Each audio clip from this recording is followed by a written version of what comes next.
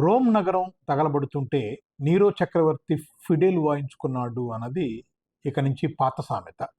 లక్షల మందితో 1400 చోట్ల ప్రపంచవ్యాప్తంగా నిరసన ప్రదర్శనలు జరుగుతుంటే వాటి గురించి ఏమీ ఆలోచించుకోకుండా పట్టించుకోకుండా హాయిగా ఫ్లోరిడా వెళ్ళి గోల్ఫ్ ఆడుకున్నాడు ట్రంప్. మన కొత్త సామెత ఏమిటంటే ట్రంప్ వెళ్ళి గోల్ఫ్ ఆడుకున్నట్లు అనేది ఇక నుంచి మనం వాడుకోవచ్చు.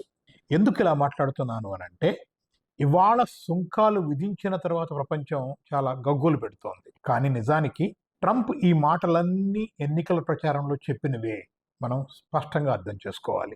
ఇవాళ పిచ్చివాడు అంటున్నారు, కొంతమంది ఫ్రాంకెన్స్టీన్ భూతంతో పోలుస్తున్నారు, మరికొంతమంది ఫ్యాసిస్ట్ అని పిలుస్తున్నారు, కొంతమంది బెల్ఫాస్ట్ హోజ్ లాగా విచ్చలవిడిగా అందరి మీద పడ్డాడు అని చెప్పని మాట్లాడుతున్నారు. కానీ ఎన్నికల ప్రచారంలో ఆయన ఈ మాటలన్నీ చెప్పాడు. సుంకాలు విధిస్తానని చెప్పాడు, ధనవంతుల మీద పన్ను రాయితీలు ఇస్తానని చెప్పాడు, పరిశ్రమలు తీసుకొస్తానని చెప్పాడు. ఇవన్నీ చెప్పినవే. చెప్పినా డెమోక్రాట్లు అప్పుడే హెచ్చరించారు.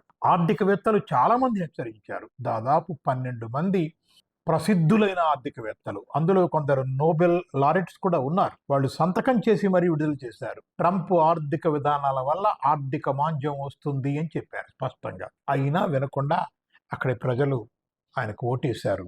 ఇప్పుడు ఆ ఫలితాన్ని అనుభవిస్తున్నారు.